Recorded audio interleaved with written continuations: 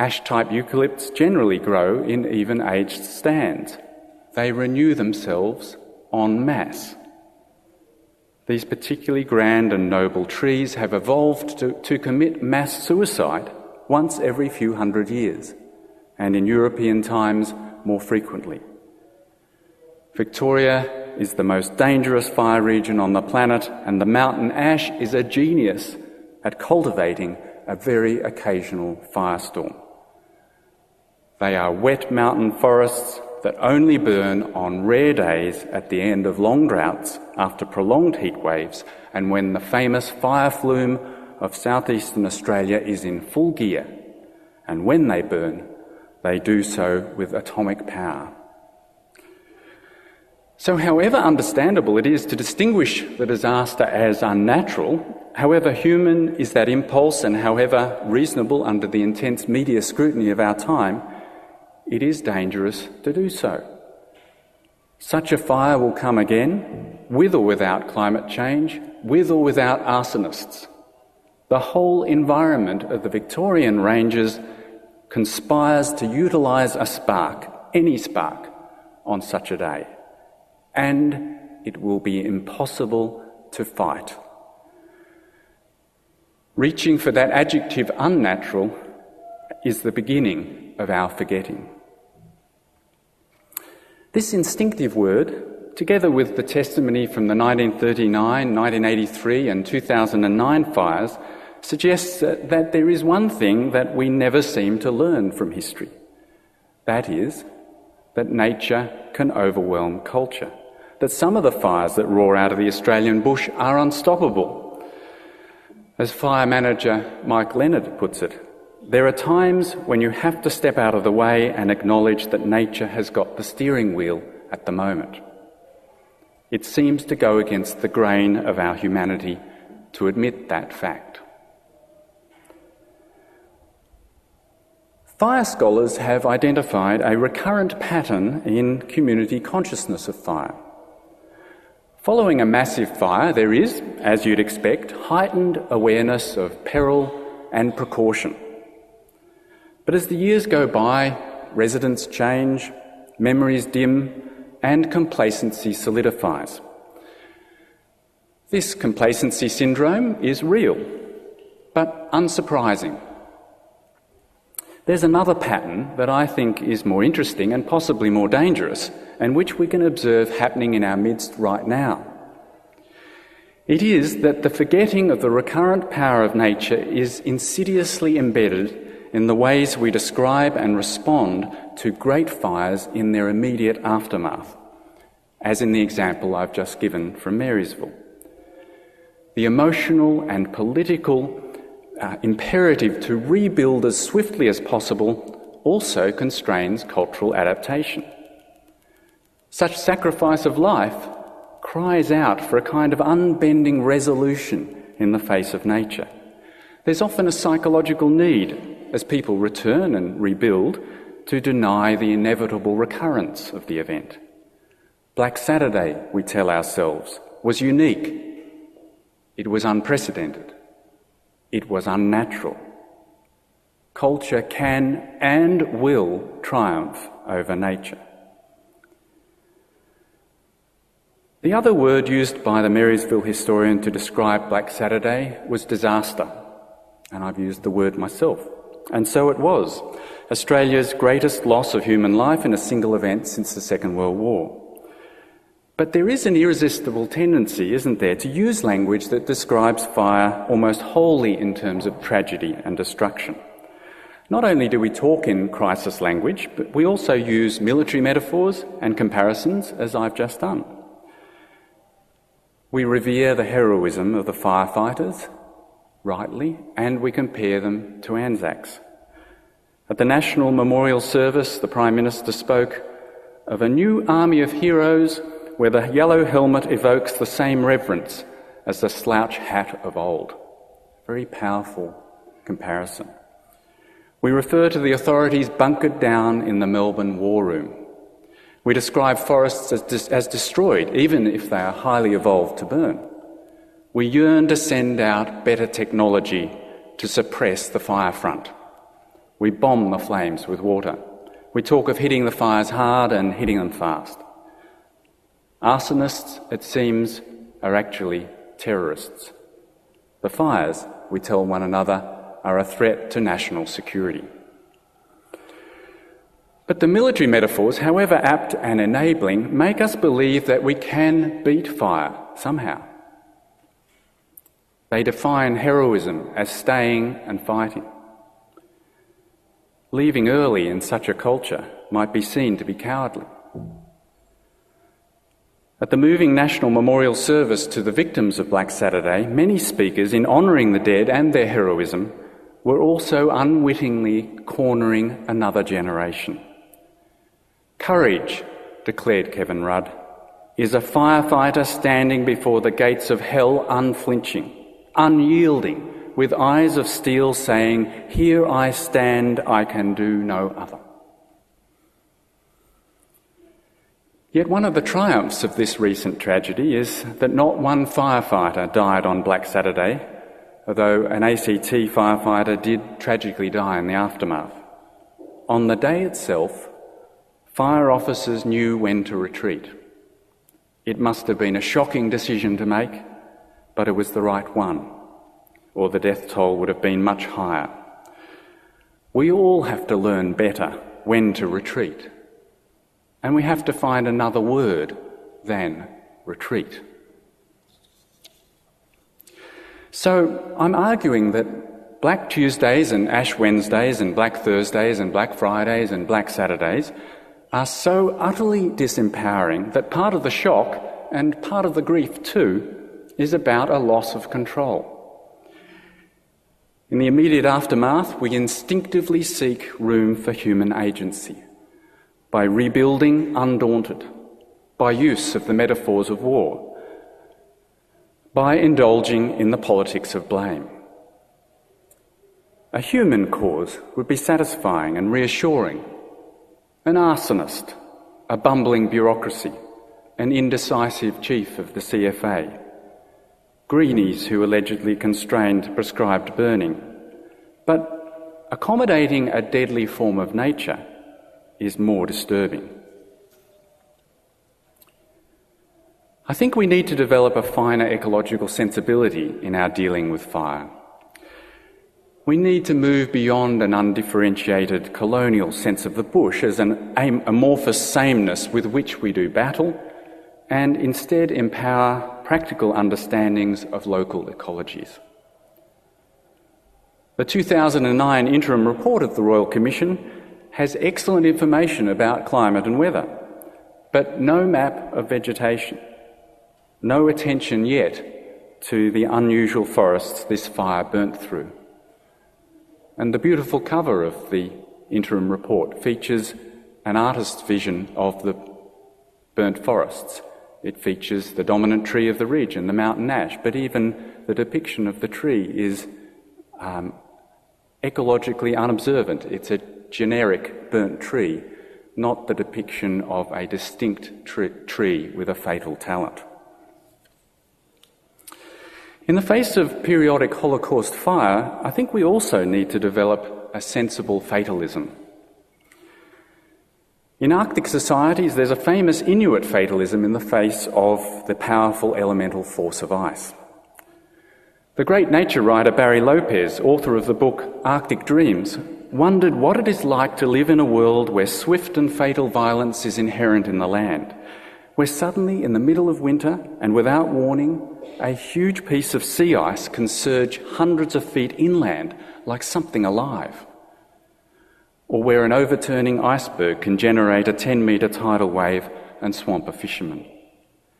You learn about ice. You come to know it in every season, what it looks like, feels like, smells like, how strong or unstable it is. You have dozens of words for its every state, and you live with it and its inherent danger, and you never believe you can beat it.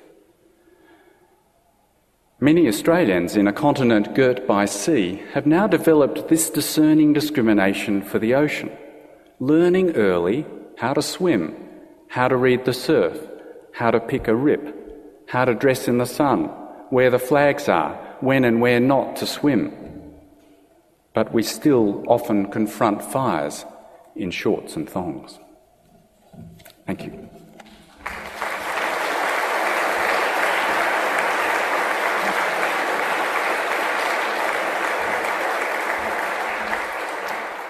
Our third speaker is going to bring us back to water.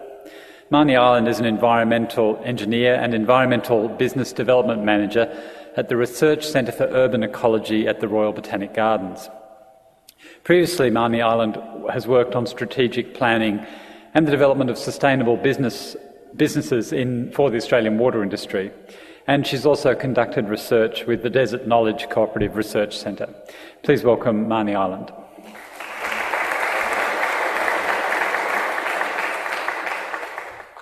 Thanks, Peter. Firstly, I'd like to start by acknowledging the people of the Kulin Nation, traditional owners past and present for the Greater Melbourne region. And I'd also like to extend that acknowledgement to the Gunai Kurnai people in Gippsland, because I'm going to be talking about our water resources, and the catchments are obviously extending into that region. I'll be focusing on sustainably managing Melbourne's water resources into the future. In order to do this, it's prudent to look back and learn from the past. We need to assess where we are at the present too, in order to have the courage to seek new and better ways of doing things into the future. So let's take a brief look at how we've managed our resources in the past. Prior to 1788, Aboriginal Australians managed our natural resources sustainably. When Europeans arrived in Sydney, many immediately commenced activities which impacted detrimentally on the natural balance. And I think if you have a look at Michael's book, Water Dreaming, you'll get some really interesting insights into just exactly what some of those detrimental impacts were. Perhaps learning from Sydney's mistakes, Melbourne's early planners had the foresight to protect our catchments, creating a legacy in 1888 that was the closure of our water supply catchments, and we're still grateful for that today. Melbourne's big infrastructure projects, such as the initial sewering of the city in 1897 and the augmentations to the water supply system, were more often than not engineering solutions to major issues and to public outcry. Our city was referred to as smell-borne and was rife with waterborne diseases prior to the construction of the sewerage system. Residents from East Melbourne and Richmond are known to have sent samples of water from their taps containing black sludge and wireworms to The Age to illustrate the poor water quality of water supplies prior to system augmentations and the closure of the catchments. Typically, increasing public pressure and a major issue such as a pandemic or a drought would combine to generate investment in major water or sewage infrastructure works. In 1982 and 1983, we were on pretty severe water restrictions. This led to the construction of the Thomson Dam, which at the time was touted as drought-proofing Melbourne. We've learnt from this mistake, and we certainly don't make statements such as this in the face of our increasing population and climate change. In recent years, a more integrated approach to managing our potable water supplies has emerged with greater emphasis on a range of measures, including water conservation. In contrast to the preference for major engineering solutions associated with managing the potable supplies and the sewerage system, our waterways and drainage systems were typically overlooked for many years. The Yarra itself was used as a sewer for early industries located in Abbotsford and Richmond, and the Maribyrnong River reportedly ran red at times with the discharge from abattoirs. Stormwater was considered a nuisance, to be removed as quickly as possible, resulting in the piping of many small creeks and smaller waterways up until the 1970s. In the 1980s, the tide started to turn, excuse the pun. Rivers and local waterways started to be regarded as community assets, and the concepts that grew into water-sensitive urban design started to evolve. However, in the early 90s, it was still prohibited in some of our municipalities to have a rainwater tank, and numerous papers were circulating through water authorities discussing why they were a bad investment. Around this time, there was the identification of nitrogen loads entering Port Phillip Bay as a potential threat to its health, with the risk of eutrophication occurring. That meant the potential for an algal bloom in our front yard. Now let's just remember for a moment that this is an ongoing problem already occurring in the Gippsland Lakes, which are essentially our backyard. This translated into targets and legislation for achieving a 100-tonne reduction in nitrogen loads to neutralise the risk. 50 tonnes was achieved through improvements to treatment processes at the Western Treatment Plant in Werribee, and 50 tonnes was achieved through improving stormwater quality. Thanks to a collaborative and multidisciplinary effort with regards to this, water-sensitive urban design is now pretty much status quo. However, it's not time for us to rest on our laurels. The latest research just published by Dr Amy Haas and Associate Professor Mark McDonald at the Australian Research Centre for Urban Ecology, working in collaboration with a number of scientists around the world, have identified that under current planning and design practices, it's very hard to maintain 30% of native vegetation within an urban area. And once that vegetation cover falls to below this, cities can expect to lose a significant proportion of their native plants. This is regardless of the number of species in existence in the more recently established cities. The phenomena that's been identified as being referred to as extinction debt. Across the globe, the cities which can expect to lose the most plant species over the next 100 to 150 years are, in order, Melbourne and Adelaide. Indeed, unless more is done to intervene, the researchers expect Melbourne to lose more than half of its 1,200 original plant species over the next 100 years.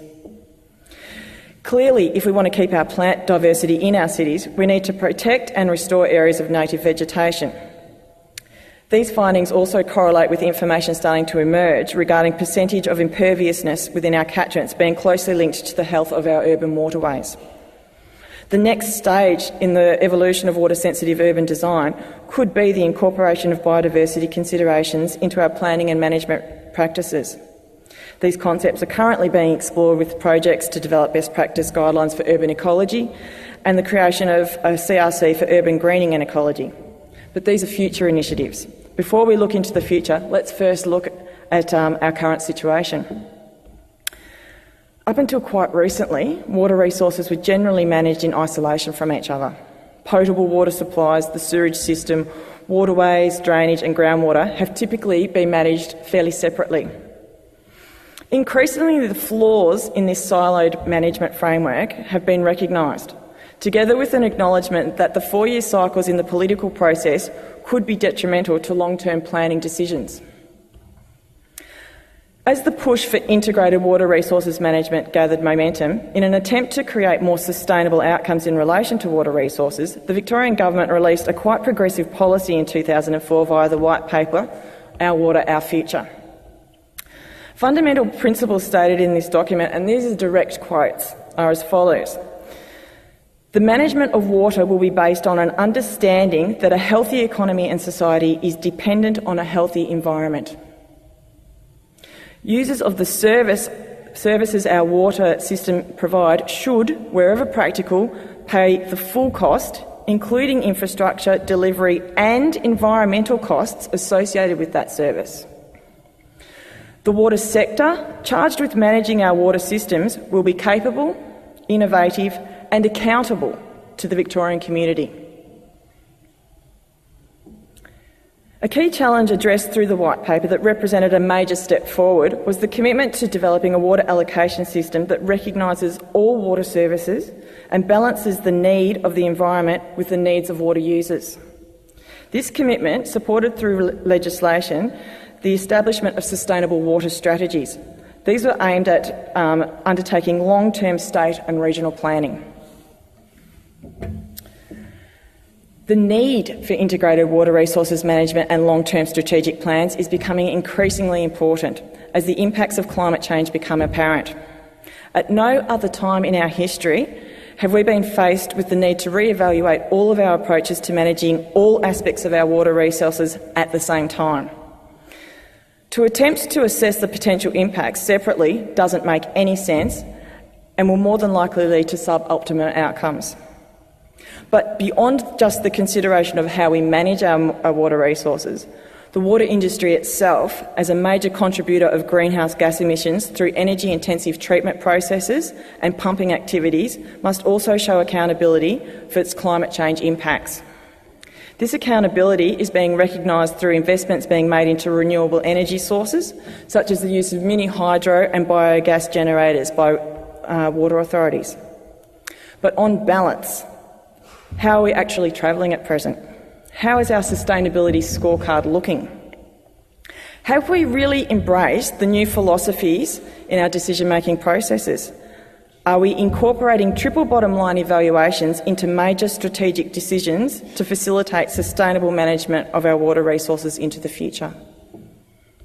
To answer these questions, it's perhaps worthwhile reviewing outcomes from the first Central Region Sustainable Water Strategy released in October 2006 and the discussion paper for the Gippsland Sustainable Water Strategy currently being developed. And also review some of the major water infrastructure investments. The desalination plant committed for construction at Kilcunda, the North-South pipeline currently being constructed to bring water from the Goulburn catchment into Melbourne's supply system, and the business case for taking recycled water from Eastern Treatment Plant in Carrum to Gippsland for use in the cooling towers of power stations. Before we get to that, let's just consider a few background facts to set the scene. Melbourne currently sources 89% of its water supply under bulk entitlements from rivers. Approximately 64% of this supply comes from the Yarra catchments, and 26% also comes from via the Thomson Dam, which diverts water from the Aberfeldy and Thomson rivers, which would have naturally flowed through to the Gippsland lakes. In volumetric terms, this means that Melbourne diverts 168,000 megalitres per year of water from Gippsland catchments into the Thomson Dam. A further 156,000 megalitres per year is currently available through bulk entitlements for diversion from the Latrobe River in Gippsland for use in the power stations which supply Melbourne's electricity. Currently about 94,000 megalitres per year of those entitlements are used. In Melbourne, 61% or 292,000 megalitres per year of our potable water supply is used in residential applications. This means that we're flushing about 41,000 megalitres per year of our potable supplies down the toilet. Both the Thomson and Yarra rivers have been identified as flow stressed in recent studies. In the Central Region Sustainable Water Strategy, environmental water reserves were established for each river. An additional 20,000 megalitres per year in the Yarra and an additional 47,000 megalitres per year in the Thomson was identified as required to meet scientific recommendations to maintain environmental values, sustain biodiversity and preserve ecological functioning and water quality within these rivers. The Thomson and the Latrobe rivers also feed into the Ramsar-listed wetlands of the highly valuable Gippsland lakes. In late 2005, the Victorian Government announced that 10,000 megalitres per year of additional water could be provided as environmental flows into the Thomson River, contributing towards that environmental water reserve target. In September of this year, 2009, the very same government announced that 10,000 megalitres per year of additional water would be sourced from the Thomson to augment Melbourne's potable water supplies. At present, the vast majority of Melbourne's sewage goes to one of the two major treatment plants. 57% goes to Werribee and 43%, or about 135 megalitres per year, goes to Eastern Treatment Plant at Carrum. We currently reuse 11% of this resource, or 34,000 megalitres per year, as recycled water. The rest is discharged into Port Phillip Bay or Bass Strait at Gunnamatta Beach. A $4.4 million feasibility and business case was completed in 2006, which evaluated a proposal to take 115,000 megalitres per year of recycled water from the Eastern Treatment Plant to Gippsland for the use in power stations. Under this proposal, the use of the recycled water would free up 139,000 megalitres per year of higher quality river water currently held in bulk entitlements by the power industry, which could then be reallocated to the local rivers and, perhaps more contentiously, to bring back to Melbourne to augment supply systems. In a triple bottom line assessment, this proposal was compared with alternative options, including constructing a new dam and a desalination plant. Based on the evaluation criteria, the study determined that the Eastern Water recycling proposal was superior in triple bottom line terms to alternatives as a means of sourcing equivalent volumes of drinking water and or meeting river health needs. This is essentially because the proposal offers significantly greater benefits than dams and desalination when assessed against environmental and social criteria including ocean outfalls, water efficiency, the regional outfall soil impacts in Gippsland and positive impacts on the Ramsar-listed Lake Wellington, part of the Gippsland Lake system. What's even more interesting to note is that energy use, loosely equivalent to greenhouse impacts, were not included in the evaluation. If we consider energy use and greenhouse emissions associated with the options evaluated, the Eastern Water recycling proposal comes out significantly ahead of desalination in terms of operating expenditure, even with the inclusion of a pipeline bringing some of the relocated water supplies back to Melbourne. The Central Region Sustainable Water Strategy states that, and this is a direct quote, actions implemented under the strategy, when considered together, will aim to result in no net increase in carbon dioxide emissions, and that lower preference is given to options that generate high volumes of greenhouse gas. Furthermore, it explicitly states that decisions should be transparent in terms of the benefits gained or costs imposed, including the impacts to natural assets.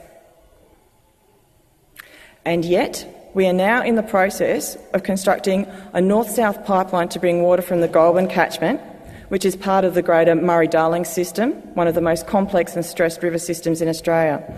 We're also constructing a desalination plant, reportedly at a capital cost of over $3.1 billion, and with the expectation that this supply source will double the average residential water bill. Neither of these options appear to deliver any tangible environmental benefits, and it is difficult to understand how the decision process for each of these projects was made. As Melissa Fyfe, political editor for the Sunday Age, has found, neither of the business cases for these projects are being released by the Victorian Government under Freedom of Information requests due to their commercial sensitivity. The Gippsland Region Sustainable Water Strategy discussion paper was released in July this year. It states that there may be opportunities for large-scale recycling projects. However, it goes on to say some large projects have proved too expensive to proceed with at present. This was recently shown for two large-scale recycled water projects linked to the Eastern treatment plants. With statements like that, it would appear that somewhere between the release of the Central Region Sustainable Water Strategy in October 2006 and the release of the next stage of the government's water plan announced in June 2007, that some major decisions were made without the transparency we were led to expect, and that these decisions have not capitalised on opportunities for Melbourne to repay its environmental debt to Gippsland while simultaneously augmenting the supply system. So what are the ramifications of these decisions for the future? Well, firstly, we need to be aware that sustainable water strategies are an ongoing iterative process. Legislation requires them to be reassessed every 7 years or sooner if required. Secondly, we should note that the Gippsland Sustainable Water Strategy is not yet finalised, so there are still opportunities to influence outcomes. Excuse me. Each and every one of you here today can influence change, but it takes a little bit of courage and conviction. Change is uncomfortable. Maintaining the status quo and criticising others is a much easier option. But think about this.